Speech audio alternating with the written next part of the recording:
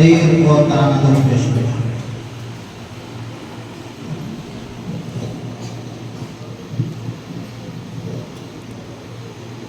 السلام علیکم ورحمۃ اللہ وبرکاتہ۔ میں یوم آزادی کی مبارکباد دیتی ہوں، لیکن جب وطن کو لہو کی ضرورت پڑے سب سے پہلے ہماری گردن کٹی، پھر بھی کہتے ہیں ہم سے اہل وطن، یہ وطن ہے ہمارا تمہارا نہیں، یاد رکھنا یہ وطن ہمارا تھا، ہمارا ہے، ہمارا ہی رہے گا۔ ہندوستان زندہ باد۔ بتا کیا پوچھتا ہے ملک میں کس کا گزارا ہے، میری نظروں میں کھول کا دلخوش سہارا ہے، میرے ہاتھوں کی ریکھاؤں میں نقش بسارا ہے، لہو کے آخری قطرے میں ہندوستان پکارا ہے، میرا دل ہے میری جان ہے، میرے آنکھوں کا تارا ہے، یہ ہندوستان، یہ ہندوستان، یہ ہندوستان ہمارا ہے۔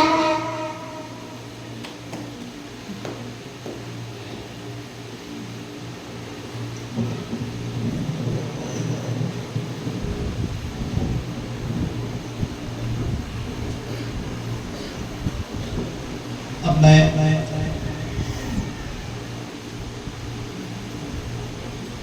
ترانے کے لیے انم کو دعوت دیتا ہوں، وہ آئیں اور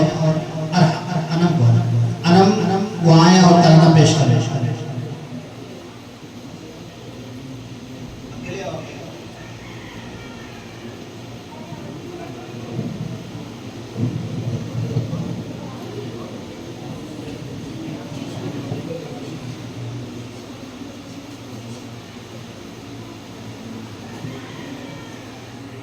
السلام علیکم ورحمۃ اللہ وبرکاتہ۔ ملک بھارت میرا سب سے ذیشان ہے، یہ ترنگا میرے دیش کی شان ہے، اس کی عظمت پہ ہر کوئی حیران ہے، اس کی تہذیب کی جگ میں پہچان ہے، ملک پر جان دوں میرا ایمان ہے محبت کا اپنے وطن میں چلن، اے وطن اے وطن اے وطن اے وطن، اتنا دلکش ہنسی ہے ہمارا چمن، بھائی چارہ محبت بڑی ایکتا، اتنے پرامن ہے یہ وطن کی فضا، ہے یہاں پیار کی ایک آب و ہوا، اور کو دور کر دے وطن سے خدا، پھول کھلتے رہے اس چمن میں سدا، چومتا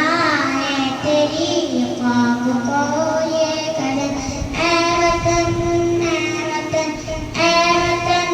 اے وطن، کتنا دلکش ہنسی ہے ہمارا چمن۔ جے ہند۔ ورحمۃ اللہ وبرکاتہ۔ Good morning everyone. My name is Mohammed Shoaib, a student of Madrasa Jamaliya Masjid, studying in 3rd class. We celebrate Independence Day as the nation festival of India. The day marks the anniversary of national independence day from the British Empire on 2nd August 1947. It is the most auspicious day for the people of India because India becomes independent after lots of hardships and sacrifices of the brave Indian freedom fighter. Thank you everyone and happy Independence Day. Jai Hind. والصلاة والسلام على سيد المرسلين وعلى آله وأصحابه أجمعين، أما بعد، أعوذ بالله من الشيطان الرجيم، بسم الله الرحمن الرحيم، إنما يخشى الله من عباده العلماء إن الله عزيز غفور وقال إن الذين قالوا ربنا الله ثم استقاموا تتنزل عليهم الملائكة کہ جنہیں میں ڈھونڈتا تھا آسمانوں میں زمینوں میں، جنہیں میں ڈھونڈتا تھا آسمانوں میں زمینوں میں، نکلے میرے ظلمت خانہ دل کے مکینوں میں، جنہیں میں ڈھونڈتا تھا آسمانوں میں زمینوں میں، وہ نکلے میرے ظلمت خانہ دل کے مکینوں میں۔ جلا سکتی ہے شمع رشتہ کو مجھے نفس کی، جلا سکتی ہے شمع رشتہ کو مجھے نفس کی، الہی کیا چھپا ہوتا ہے اہل دل کے سینوں میں۔ جلا سکتی ہے شمع رشتہ کو مجھے نفس کی، الہی کیا چھپا ہوتا ہے اہل دل کے سینوں میں۔ نہ پوچھوں خلق پوشوں کی ارادت ہو تو دیکھ ان کو، نہ پوچھوں خلق پوشوں کی ارادت ہو تو دیکھ ان کو، یہ دے پیسہ لیے بیٹھے ہیں اپنی آستینوں میں۔ اور بہار آئی اگر گلشن میں تو کس کام کی آئی، بہار آئی اگر گلشن میں تو کس کام کی آئی، نشیمن شاخ پر باقی رہا نہ دل ہی سینوں میں۔ محترم حضرات، اسٹیج پر رونق افروز مہمانان کرام و اساتذہ اعزام، بچے میں طلبہ و طالبات، آج میں یاران باصفا، شہیدان عشق و وفا، وارثان بلال اور سرافیل آزادی کے تذکرے کی سعادت حاصل کر رہا ہوں، جن کا قلب و جگر اسلام کی عظمت سے معمور تھا، جن کے چہرے پر عزم و استقلال کی کرنیں جلوہ فگن تھی، جن کا دل جذبہ جہاد سے سرشار تھا، جنہوں نے ہر دور میں اسلام کی آبیاری کی ہے، جنہوں نے اپنی زندگی اسلام کی سربلندی اور اعلیٰ کلمت اللہ کے لیے وقف کر دی، جن کی ایک تاریخ ہے، جن کی ایک داستان ہے، جنہوں نے ہر دور میں باطل کا مقابلہ کیا ہے، جنہوں نے ہر دور میں اسلام کی آبیاری کی ہے۔ جب بھی باطل نے حق کو چیلنج کیا ہے، انہوں نے اس کے چیلنج کو قبول کیا ہے اور سربکف میدان میں آنے کے ہیں اور جم کر پورے بے خوفی سے باطل کا مقابلہ کیا ہے۔ انہوں نے جانے تو دے دی مگر باطل کو کبھی پیٹ نہ دکھائی، انہوں نے سر تو کٹا دیا مگر پرچم اسلام کو کبھی سر نگو نہ ہونے دیا۔ جب جلاد تلوار چمکاتا ہوا آگے بڑھا تو انہوں نے مسکرا کر نظر سے نظر ملائی اور پھر یہ کہتے ہوئے مردانہ تلوار کے پنجے کو پکڑ لیا، فلست ابالی حین افتر مسلمن علی ای شک کان فی اللہ مصرعی، یعنی خوشا وقت ہے کہ میری موت تیرے کوچے میں آ جائے، خوشا وقت ہے کہ میری موت تیرے کوچے میں آ جائے۔ ارے یہی تو زندگی کا آخری ارمان ہے ساتھی، یہی تو زندگی کا آخری ارمان ہے ساتھی۔ بس یہ کہ انہوں نے ہر محاذ پر باطل کا مقابلہ کیا اور ہر طرح سے مقابلہ کیا، ضرورت پڑی تو گولی چلائی، ضرورت پڑی تو تلوار چلائی، تلوار پھینکی قلم اٹھا لیا، ضرورت پڑی تو اپنے شہداء نمائیوں سے طوفان تندرتے سرکش و بیباک کا کام دیا،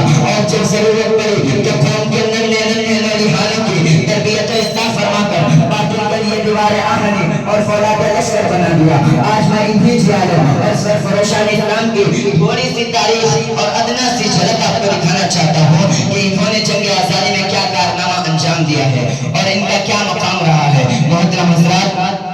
جب ہندوستان کی مقدس سرزمین پر انگریزوں کا ناپاک سایہ پڑا اور وہ اپنی شاطرانہ و عیارانہ چالوں سے یہاں کے مالک بن بیٹھے، جب باشندگان ہند پر طرح طرح کے ظلم و ستم کے پہاڑ توڑے جانے لگے، جب ہندوستانیوں کو غلام بنایا جانے لگا، جب ہندوستانیوں کا خون ان کے پسینوں سے بھی ازاں ہونے لگا، تو ایسے وقت میں سب سے پہلے جس شخص نے علم بغاوت بلند کیا وہ محدث کبیر، امام جلیل، رئیس الاولیاء، فخر چمن، محرم فن، نازش وطن، شاہ عبد العزیز ابن ولی اللہ محدث دہلوی رحمۃ اللہ علیہ، یہ وہی مرد مجاہد درویش خدا ہے جنہوں نے وقت سے بہت پہلے مسلمانوں کے نصب العین کا اعلان کر دیا تھا، جہاں تک پہنچنے کے لیے دوسروں کو ابھی پرستان پر سے انتظار کرنا تھا۔ شاہ عبد العزیز کا فتویٰ کیا تھا؟ گویا ایک وقت پہ اما تھا جو دشمنوں کی نخل تمنا پر گر پڑی، انگریزوں کی نیند حرام ہو گئی، جگہ جگہ آزادی کے شعلے بھڑکنے لگے، جگہ جگہ آزادی کا پرچم لہرانے لگے، سینوں میں ولولے مچلنے لگے اور حوصلوں نے انگڑائیاں لینی شروع کر دی۔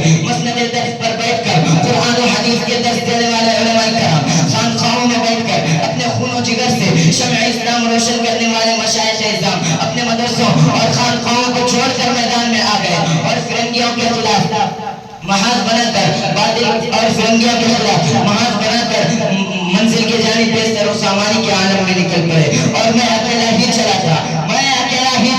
جانب منزل، مگر میں اکیلا ہی چلا تھا جانب منزل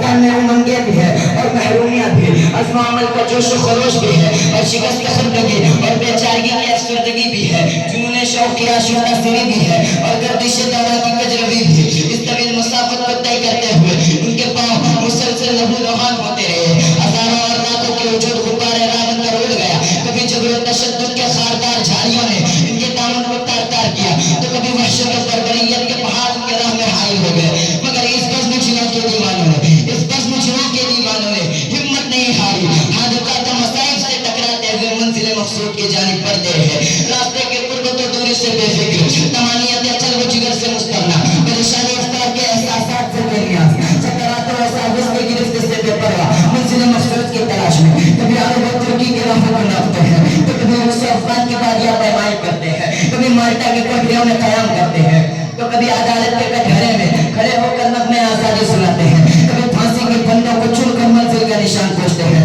تو کبھی ریوالور کی لبلبی پر انگلی رکھ دیتے ہیں کہ شاید گولیوں کی سنسناہٹ ہی منزل کا پتہ بتا سکے۔ غرض یہ کہ ان دیوانوں نے ہر راہ سے منزل تک پہنچنے کی کوشش کی اور پہنچ کر ہی دم دیا۔ تاریخ ہند ہم سے کہتی ہے، تاریخ ہند ہم سے کہتی ہے کہ اس بزم جنوں کے دیوانے، اس بزم جنوں کے دیوانے ہر راہ سے پہنچے محفل تک، اس بزم جنوں کے دیوانے ہر راہ سے پہنچے محفل تک، بےتابیں ان کی عام ہوئی، بےتابیں ان کی عام ہوئی، صحراؤں سے لے کر ساحل تک، اس بزم جنوں کے دیوانے ہر راہ سے پہنچے محفل تک، بےتابیں ان کی عام ہوئی، صحراؤں سے لے کر ساحل تک۔ آسنگ گرا پہ لکھتے تھے، آسنگ گرا پہ لکھتے تھے وہ اپنے دل نادان کا حال، آسنگ گرا پہ لکھتے تھے وہ اپنے دل نادان کا حال، شاید کہ تلاش مقتل میں کوئی پہنچے پتھر قاتل تک۔ حضرات یہ واقعہ ہے کہ اگر ہندوستان کی جنگ آزادی میں علماء کرام حصہ نہ لیتے تو ہندوستان کبھی بھی آزاد نہ ہوتا۔ اگر یہ سرخیلے آزادی نہ ہوتے تو تحریک آزادی نہ چلتی، تحریک بالا کوٹ نہ چلتی، تحریک ریشمی رومال نہ چلتی، تحریک خلافت نہ چلتی،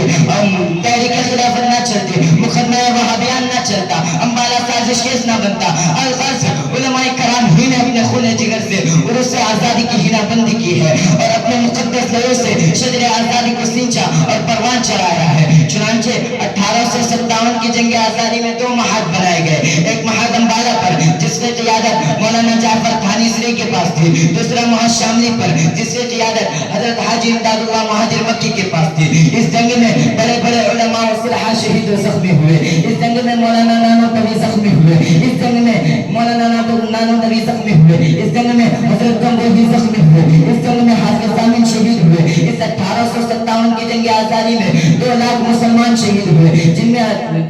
51,500 علماء کرام تھے۔ صرف دلی میں 500 علماء کرام کو پھانسی کے پھندوں پر لٹکا دیا گیا۔ بہرحال جب اس جنگ میں وسائل کی قلت اور اپنوں کی غداری کی وجہ سے فرنگیوں کا غلبہ ہوا تو وائسرائے برطانیہ نے اپنے ہندوستانی مشیروں سے رائے طلب کی کہ بتاؤ ہندوستان میں تمہاری حکومت کیسے قائم رہ سکتی ہے۔ تو ہندوستان میں رہنے والے سب سے بڑے سیاستدان ڈاکٹر ولیم لائر نے جو رپورٹ پیش کی اس میں لکھتا ہے کہ ہندوستان کی جنگ آزادی، ہندوستان میں سب سے زیادہ بیدار مسلمان ہیں اور جنگ آزادی صرف مسلمانوں نے لڑی ہے۔ مسلمانوں میں جب تک جذبہ جہاد موجود ہے اس وقت تک ہم اس پر حکومت نہیں کر سکتے۔ اس لیے جذبہ جہاد کو ختم کرنا ضروری ہے اور جذبہ جہاد کو ختم کرنے سے پہلے ایک اور چیز کا ختم کر دینا ضروری ہے اور وہ یہ ہے کہ ہندوستان سے علماء کرام اور قرآن کو ختم کر دیا جائے۔ چنانچہ 1857 کی جنگ آزادی میں سن 1861 میں انگریز نے 3 لاکھ قرآن کریم کے نسخے جلائے اور اس کے بعد انگریز مرخ مسٹر اینڈرائڈ ٹامسن اپنی یادداشت میں لکھتا ہے کہ سن 1864 سے لے کر سن 1867 تک انگریز نے علماء کرام کو ختم کرنے کا فیصلہ کیا اور یہ ہندوستان کی تاریخ کے بڑے المناک سال ہے۔ ان 3 سالوں میں انگریز نے 14,000 علماء کرام کو تختہ دار پر لٹکا دیا۔ ٹامسن کہتا ہے کہ دلی کی چاندنی چوک سے لے کر خیبر تک کوئی ایسا درخت نہ تھا جن پر علماء کرام کی گردنیں نہ لٹکی ہو۔ ٹامسن کہتا ہے کہ علماء کرام کو تانبے سے داغا گیا۔ ٹامسن کہتا ہے کہ علماء کرام کو سپروں کی کھالوں میں بند کر کے جلتے ہوئے تنور میں ڈالا گیا۔ ٹامسن کہتا ہے کہ علماء کرام کو ہاتھیوں پر کھڑا کر کے درختوں سے باندھ کر نیچے سے ہاتھیوں کو چلا دیا گیا۔ ٹامسن کہتا ہے کہ لاہور کی شاہی مسجد کے ذہن میں انگریز نے پھانسی کا پھندا بنا دیا تھا، اس میں ایک دن میں 80 علماء کرام کو پھانسی دی جاتی تھی. ٹامسن کہتا ہے کہ لاہور کی دریا راوی میں 80 علماء کرام کو گولیوں میں بند کر کے ڈال دیا جاتا اور اوپر سے گولیوں کا نشانہ بنایا جاتا. ٹامسن کہتا ہے کہ جب میں دلی میں اپنے خیمہ میں گیا تو مجھے مردار کی بدبو محسوس ہوئی, تو میں خیمہ کے پیچھے چلا جاتا ہوں تو کیا دیکھتا ہوں کہ آگے کے انگارے دہک رہے ہیں اور 40 علماء کرام کو کپڑے اتار کر ان انگاروں پر ڈال دیا گیا ہے. میرے دیکھتے دیکھتے 40 اور علماء کرام کو بلایا گیا, میرے سامنے ان کے کپڑے اتارے گئے. انگریز نے کہا مولویوں, جس طرح ان 40 کو پکایا گیا ہے اسی طرح تمہیں بھی پکا دیا جائے گا. تم صرف ایک آدمی یہ کہہ دو کہ 1857 کی جنگ آزادی میں ہم شریک نہیں تھے, ابھی چھوڑ دیتے ہیں. ٹامسن کہتا ہے کہ مجھے پیدا کرنے والے کی قسم کوئی عالم ان میں ایسا نہ تھا. سارے کے سارے آگ میں پک گئے مگر کسی نے بھی انگریز کے سامنے گردن نہیں جھکائی. حضرات انہی شیران اسلام اور سرفروشان خیر الانام کے سچے جانشین اور حقیقی باری شیخ الہند اور شیخ الاسلام اور مولانا عبید اللہ سندھی رحمۃ اللہ علیہ ہے. سن 1857 سے لے کر 1947 تک آزادی کے سرخیرے اور کمانڈر یہی حضرات تھے. آج یہ لوگ دنیا تاریخ میں اسیران مالٹا کے نام سے جانے جاتے ہیں. یہ وہی شیخ الہند ہے جنہوں نے انگریزوں کے خلاف ایک عالمگیر تحریک چلائی کہ عقل انسانی حیران و ششدر رہ جاتی ہے اور ان کی سر فہمی وہ دوربینی پر سیادت و قیادت سر ڈھونڈتی ہے. یہ شخص قد و قامت کے اعتبار سے قوی الہیکل و عظیم الجثہ تو نہ تھا مگر اپنے دور کے تمام سیاسی رہنماؤں کا مقتدا تھا. وہ منبع حریت اور پیکر خلوص و وفا تھا جو ایک طرف آزادی کے جوش و خروش اور جذبہ والولا سے لوگوں کے قلوب کو معمور کر رہا تھا, تو دوسری طرف قال اللہ اور قال رسول کے جامع خوشگوار تشنگان علوم نبوت کو اپنے دست مبارک سے بھر بھر کر پلا رہا تھا. وہ ترکف جامع شریعت, وہ ترکف سندان عشق کا کامل و اکمل نمونہ تھا. اگر اس عظیم ہستی کی وہ عالمگیر تحریک جسے تحریک ریشمی رومال کے نام سے جانا جاتا ہے کامیاب ہو گئی ہوتی تو آج ہندوستان کا نقشہ ہی کچھ اور ہوتا. لیکن قسمت کی خوبی دیکھیے ٹوٹی کہاں کمند, قسمت کی خوبی دیکھیے ٹوٹی کہاں کمند, دو چار ہاتھ جب کے لبے بام رہ گیا. قسمت کی خوبی دیکھیے ٹوٹی کہاں کمند, دو چار ہاتھ جب کے لبے بام رہ گیا. حضرات انہی کے شاگرد اشیر حضرت مولانا عبید اللہ سندھی رحمۃ اللہ علیہ ہیں جو شیخ الہند کے بعد تحریک ریشمی رومال کے سب سے بڑے لیڈر تھے. تحریک ریشمی رومال کے سلسلے میں حضرت نے انہیں افغانستان روانہ کیا تھا تاکہ وہاں کی جوشیلی قوموں کو انگریز کے خلاف متحد کر سکے. جب مولانا افغانستان کے لیے روانہ ہو رہے تھے تو ان کی داڑھی نکل رہی تھی. جب وہ روس و افغان کی بادیاں پیمائی کر کے واپس لوٹتے ہیں تو ان کی داڑھی کے بال سفید ہو چکے تھے اور شیخ الہند رحمۃ اللہ علیہ کے سب سے شہید اور ہر دل عزیز شاگرد شیخ الاسلام مولانا حسین احمد مدنی رحمۃ اللہ علیہ ہے جنہوں نے خلافت کانفرنس میں ایسے وقت میں شرکت کی کہ انہیں گولی مار دیے جانے کا حکم مل چکا تھا. لوگوں کا خیال تھا کہ حسین احمد مدنی نہیں آئے گا مگر لوگوں کی آنکھیں اس وقت تک پھٹی کی پھٹی رہ جاتی ہے جب وہ مرد مجاہد کفن بردوش ہو کر اسٹیج پر آیا اور جلسے کی صدارت فرمائی. اسی کانفرنس میں حضرت نے انگریز کے بلبل اور گلیوں کو گل سے تشبیہ دیتے ہوئے فرمایا کہ لیے پھرتی ہے بلبل چونچ میں گل, لیے پھرتی ہے بلبل چونچ میں گل, شہید ناز کی دربت کہاں ہے. راوی کہتا ہے کہ جب حضرت نے یہ شعر پڑھا تو لوگ جوش میں مسلسل آدھے گھنٹے تک نعرے لگاتے رہے اور پھر اس کے بعد علماء کرام کی قربانیوں اور اپنے ایک فتوے کی جانب اشارہ کر کے فرمایا کہ کھلونا سمجھ کر نہ برباد کرنا, کھلونا سمجھ کر نہ برباد کرنا کہ ہم بھی کسی کے بنائے ہوئے ہیں, کھلونا سمجھ کر نہ برباد کرنا کہ ہم بھی کسی کے بنائے ہوئے ہیں. فرنگی کی فوجوں پہ حرمت کے فتوے, فرنگی کی فوجوں پہ حرمت کے فتوے سر تاج چڑھ کر بگائے ہوئے ہیں. کھلونا سمجھ کر نہ برباد کرنا کہ ہم بھی کسی کے بنائے ہوئے ہیں. فرنگی کی فوجوں پہ حرمت کے فتوے سر تاج چڑھ کر بگائے ہوئے ہیں. وہ شجر آزادی کے خون کے سینچا, وہ شجر آزادی کے خون کے سینچا, وہ شجر آزادی کے خون کے سینچا تو پھل اس کے پکنے کو آئے ہوئے ہیں. وہ شجر آزادی کے خون کے سینچا تو پھل اس کے پکنے کو آئے ہوئے ہیں کہ کھلونا سمجھ کر نہ برباد کرنا کہ ہم بھی کسی کے بنائے ہوئے ہیں. فرنگی کی فوجوں پہ حرمت کے فتوے سر تاج چڑھ کر بگائے ہوئے ہیں. وہ شجر آزادی کے خون کے سینچا, وہ شجر آزادی کے خون کے سینچا تو پھل اس کے پکنے کو آئے ہوئے ہیں. لیکن کتنی بربادی مقدر میں تھی آبادی کے بعد, کتنی بربادی مقدر میں تھی آبادی کے بعد. کیا بتائیں ہم پہ کیا گزری ہے آزادی کے بعد. اور ہزاروں نغمے وفا کے ان کی, ہزاروں نغمے وفا کے ان کی لبوں پہ آ کر مچل رہے ہیں, ہزاروں نغمے وفا کے ان کی لبوں پہ آ کر مچل رہے ہیں. لبوں پہ لیکن لگے گا پہرے لبوں پہ لیکن لگے گا پہرے تو بن کے آنسو نکل رہے ہیں لبوں پہ لیکن لگے گا پہرے تو بن کے آنسو نکل رہے ہیں ہزاروں نغمے وفا کے ان کے لبوں پہ آ کر مچل رہے ہیں لبوں پہ لیکن لگے گا پہرے تو بن کے آنسو نکل رہے ہیں زبان ہے ساکن قلم ہے حیران زبان ہے ساکن قلم ہے حیران بتاؤں کیسے میں راز پنہا زبان ہے ساکن قلم ہے حیران بتاؤں کیسے میں راز پنہا کہ ہزاروں نغمے وفا کے ان کے لبوں پہ آ کر مچل رہے ہیں لبوں پہ لیکن لگے گا پہرے تو بن کے آنسو نکل رہے ہیں زبان ہے ساکن قلم ہے حیران بتاؤں کیسے میں راز پنہا کہ پہلے غم میں اٹھایا طوفان تو دریا دہل رہے ہیں حضرات یہ ایک روشن حقیقت ہے کہ اس شجر آزادی کا پھل ہمارے حق میں بہت ہی زیادہ تلخ ثابت ہوا جس کی تلخی آج تک ختم نہیں ہو سکی ہے اور ایسا معلوم ہوتا ہے کہ صدیوں ختم نہیں ہو سکے گی لیکن ہمیں بھی کوئی افسوس نہیں ہمیں بھی کوئی غم نہیں ہمیں بھی کوئی ملال نہیں اگر یہ ظالم حکومت اپنے ظلم و ستم سے باز نہیں آئی اور ہماری حقوق کو یوں ہی پامال کرتی رہی تو انہیں بھی یاد رکھ لینا چاہیے کہ ہم انہی شیران اسلام اور سرفروشان خیر الانام کے فرزند ہیں جنہوں نے ہندوستان کی تاریخ بدل ڈالی تھی آخر میں اس شعر کے ساتھ اپنے جگہ لیتا ہوں کہ خاموشی گفتگو کے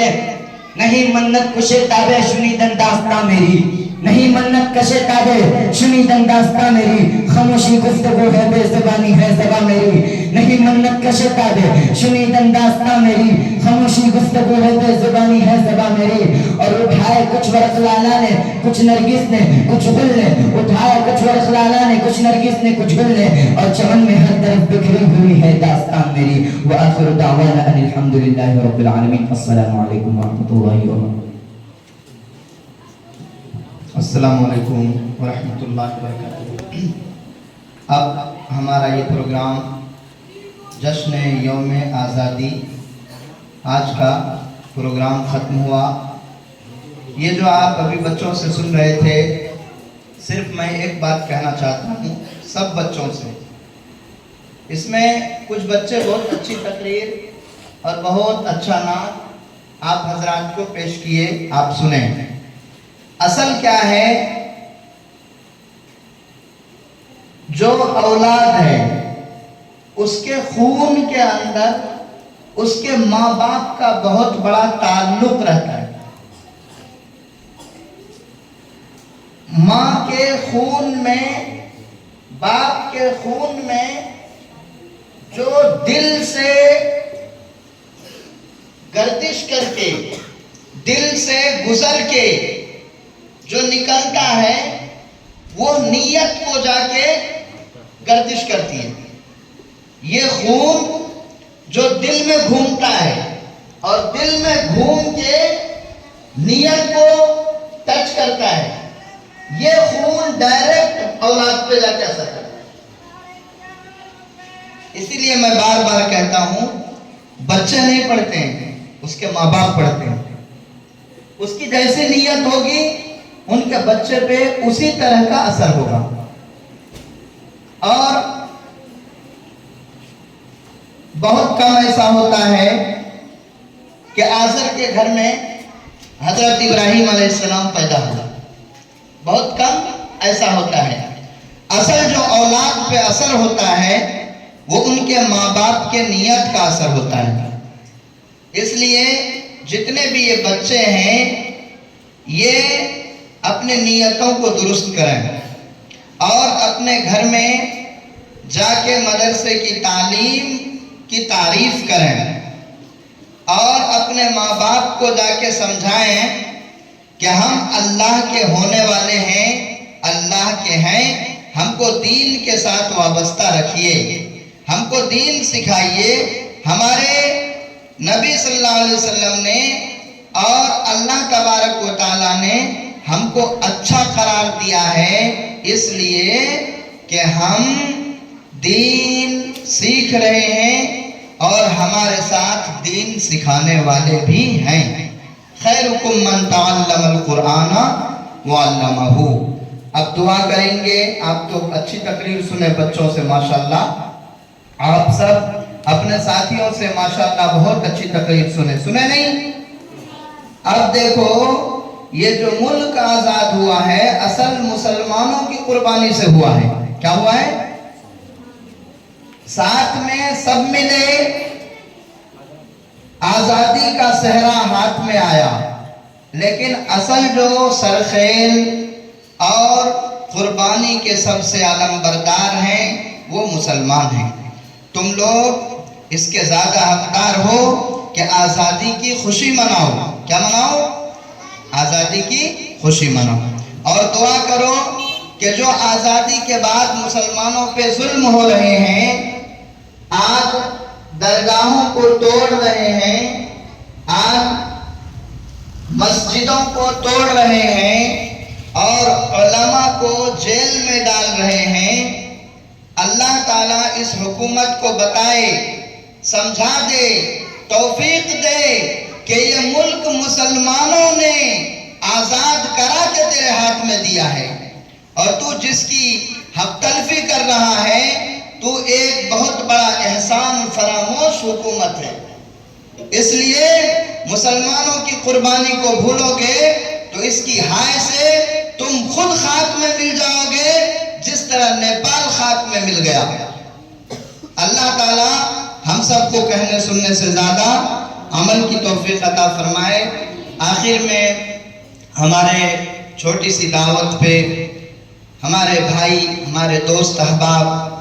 اور خاص طور سے ہمارے کریم بھائی اور علی بھائی جو ان بچوں سے بہت محبت رکھتے ہیں،